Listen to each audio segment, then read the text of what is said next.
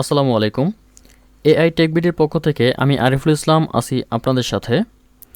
আজকে আমরা Microsoft office word সম্পর্কে আলোচনা করব। বর্তমানে যে কোনো অফিসিয়াল কাজের ক্ষেত্রে মাইক্রোসফট অফিস ওয়ার্ড অত্যন্ত গুরুত্বপূর্ণ একটি বিষয়। তাই আমরা আজকে দেখব কিভাবে মাইক্রোসফট ওয়ার্ড থেকে একদম বেসিক লেভেল থেকে অ্যাডভান্স লেভেলে কাজ করা যায়।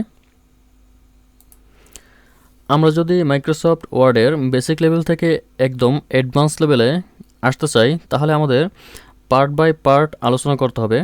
তাই আমরা আজকে পার্ট 1 থেকে আলোচনা শুরু করব।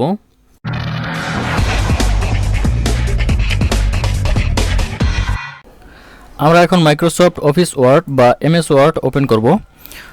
ওপেন করার সময় আমরা দেখতে পাচ্ছি এখানে অনেকগুলো টেমপ্লেট আছে। এখান থেকে আমরা একটি ব্ল্যাঙ্ক টেমপ্লেট নেব। ওকে, ব্ল্যাঙ্ক টেমপ্লেটে নেওয়ার পরে আমরা দেখতে পাচ্ছি এখানে আমাদের মাইক্রোসফট অফিস ওয়ার্ডটি ওপেন হয়েছে। এখন আমরা এখান থেকে প্রথমে দেখতে পাচ্ছি ফাইল, পরে হোম, পরে ইনসার্ট, পরে হচ্ছে ডিজাইন, লেআউট, এভাবে এখানে প্রায় 10টি অপশন আছে। এই অপশনগুলোকে বলা হয় রিবন বার। আমরা হোম থেকে আজকে ফন্টের কাজগুলো দেখব, আসলে ফন্ট কিভাবে লিখতে হয় এবং কিভাবে ফন্টের স্টাইল সাইজ চেঞ্জ করতে হয়।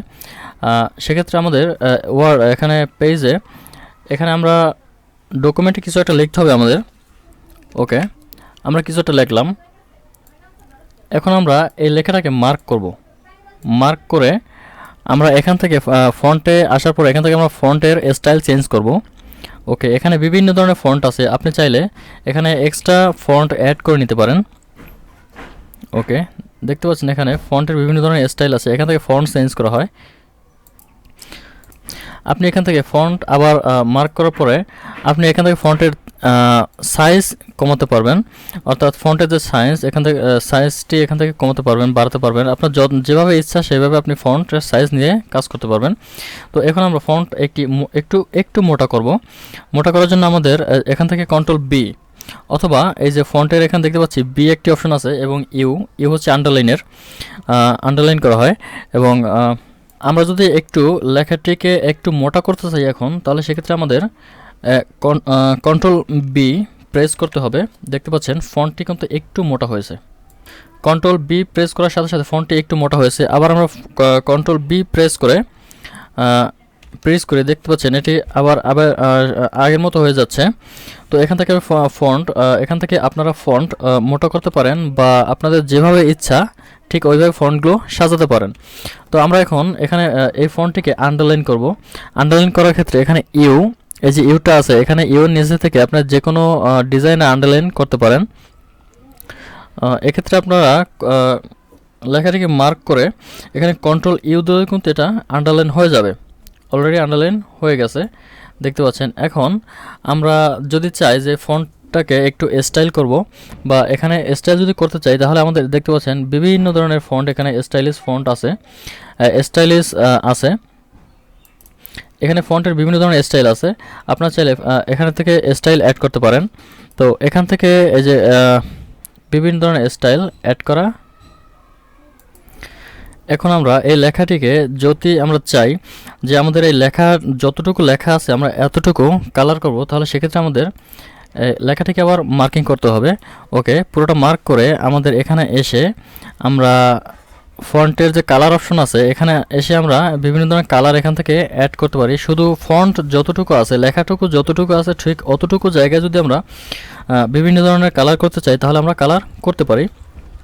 এবং আমরা যদি চাই যে আমরা পুরোটা কালার করে নেব, আমাদের যে লাইনটি আছে, লেখা যে পুরো লাইনটি আছে, লাইনটি পুরোটা কালার করব, তাহলে সেক্ষেত্রে আমাদের প্যারাগ্রাফে আসতে হবে। প্যারাগ্রাফে আসার পরে এখান থেকে আমরা যেই কালারটা নিব, টোটাল আমাদের যে মার্জিনটা আছে, মার্জিনটা টোটালটাই কিন্তু আমাদের এখানে কালার হয়ে গেছে। তো এখানে ফন্টের এই ছিল ফন্টের কাজ মূলত। এখানে আপনারা বিভিন্ন ধরনের ফন্ট অ্যাড করতে পারেন, ফন্টের ডিজাইন অ্যাড করতে পারেন, বিভিন্ন ধরনের ফন্ট আপনারা এখান থেকে অ্যাড করে ডিজাইনিং ফন্ট অ্যাড করতে পারেন। হ্যাঁ, এই ছিল ফন্টের মূলত কাজ। এখান থেকে ফন্টগুলো অ্যাড করার পরে এখন আমরা যদি চাই যে আমাদের এই যে ফাইলটা ডেস্কটপে সেভ করব, তাহলে সেক্ষেত্রে আমাদের কন্ট্রোল এস এ প্রেস করে আমরা কিন্তু এই ফাইলটি সেভ করতে পারি, অথবা এখানে এসে এখানে এই যে আমরা দেখতে পাচ্ছি ফাইল ইনফরমেশন, ফাইলে এসে আমরা ইনফরমেশনে যদি ফাইল ইনফরমেশন আসার পরে এখানে দেখতে পাচ্ছি সেভ। হ্যাঁ, এখানে আমরা দিস পিসি ব্রাউজ ডকুমেন্টস, আপনার যেখানে ইচ্ছা আপনার ওইখানে আপনি ফাইলটি সেভ করে রাখতে পারেন। এখানে আমি সেভ করে রাখছি। ওকে, আমার ফাইলটি কিন্তু অলরেডি সেভ হয়ে গেছে। এখন আমি এখান থেকে ফাইলটি কিন্তু যদি ওপেন করি তাহলে এই যে আমার ফাইলটি এখানে শো করছে, এখানে কিন্তু আমি ওপেন করতে পারি। তো এখন যদি আমরা চাই যে এই লেখাটি আমরা ইতালিক করব, তাহলে সেক্ষেত্রে এটা মার্ক করে লেখাটিকে এখানে আমরা দেখতে পাচ্ছি এই যে ইউ আন্ডারলাইনের পাশে মাঝখানে আন্ডারলাইন এবং ব্লটের মাঝখানে একটি আই লেখা আছে। এখানে আমরা প্রেস করলে আমাদের লেখাটা কিন্তু একটু বাঁকা হয়ে যাচ্ছে, এটা হচ্ছে ইতালিক। এই সিস্টেমে আমরা ফাইলগুলি এই ডিজাইন করতে পারি বা এই সিস্টেমে লেখাগুলো আমরা লিখতে পারি। তো আমরা এখন ফাইলগুলি ইতালিকও করব না, আমরা আন্ডারলাইনটা উঠিয়ে দেব। সেক্ষেত্রে আমাদের এই আন্ডারলাইন এখানে এই নন দিতে হবে, নন দিলে কিন্তু আমাদের আন্ডারলাইনটি উঠে যাচ্ছে। ওকে, এখন আমরা এখান থেকে কালারটি রিমুভ করব। কালার রিমুভ করার জন্য এখানে আমরা প্যারাগ্রাফে আসার পরে যে কালার অপশনটি আছে এখানে আমরা নো কালার সিলেক্ট করে দেব। আমাদের কালারটি কিন্তু অলরেডি উঠে গেছে। আসলে মূলত মাইক্রোসফট অফিস ওয়ার্ড বা এমএস ওয়ার্ডটি হচ্ছে এমএস ওয়ার্ড একটি অপশনের সাথে অন্য অপশনটি জড়িত। সেক্ষেত্রে আমাদের একটি ফাইল, একটি লেখা সম্পূর্ণভাবে ডিজাইন সহ আমাদের ফুলফিল কমপ্লিট করার জন্য প্রত্যেকটি অপশন এখানে আমাদের প্রয়োজন। সেক্ষেত্রে একটি বিষয় জানলে হবে না, এখানে প্রত্যেকটি বিষয়ে আলাদা আলাদা করে জানতে হবে, কারণ একটি কাজ করতে গেলে অন্যটির অবশ্যই প্রয়োজন হয়। আমরা মূলত অফিসে কাজের জন্য মূলত যে ইংলিশ লেখাগুলো লিখি, এই লেখাগুলো এই যে ফন্ট, এই ফন্টের নাম হচ্ছে মূলত টাইমস নিউ রোমান। আমরা একটু খুঁজি এখান থেকে ফাইলটা, ফন্টটি। তো এখান থেকে আমরা একটু স্ক্রল ডাউন করে নিচে আসার পরে আমরা দেখতে পাচ্ছি, একটু নিচে আসার পরে আমরা দেখতে পাচ্ছি এখানে টাইমস নিউ রোমান আমরা পেয়ে গেছি। তো এখানে আমাদের আগের যে ফন্ট স্টাইল ছিল ওইটি আমরা চেঞ্জ করে আমরা টাইমস নিউ রোমান যখন দিলাম, তখন আমাদের ফাইলটি একটি প্রফেশনালভাবে তৈরি হলো। এখানে লেখাটি প্রফেশনালভাবে আসলো। তো এভাবে আপনারা যদি ইংলিশ টাইপটি করতে চান তাহলে টাইমস নিউ রোমান, এবং এখানে যদি আমরা বাংলা টাইপ করতে চাই তাহলে বাংলা টাইপ করতে হলে আমাদের সুতুনি এমজি, এই দুটি ফন্ট আমরা ইউজ করতে পারি। তো এই ছিল মোটামুটি ফন্টের একটি ধারণা। এরপরে আমরা শিখব প্যারাগ্রাফ, স্টাইল এবং এডিটিং।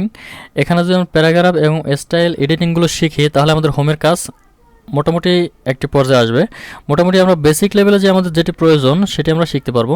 তো এরপরে আমাদের আছে ইনসার্টে এসে কীভাবে ছবি অ্যাড করতে হয়, কীভাবে টেবিল তৈরি করতে হয়, হ্যাঁ, কীভাবে এখানে তারপর আছে ডিজাইনে কী ডিজাইনে কাজ করা যায়, লেআউটের কাজ কী, আমরা পর্যায়ক্রমে আস্তে আস্তে সবই শিখব। তো সে পর্যন্ত এআই টেকবিডির সাথে থাকুন এবং চ্যানেলটি সাবস্ক্রাইব করে না থাকলে এখনই সাবস্ক্রাইব করে রাখুন। ধন্যবাদ সবাইকে। আসসালামু আলাইকুম।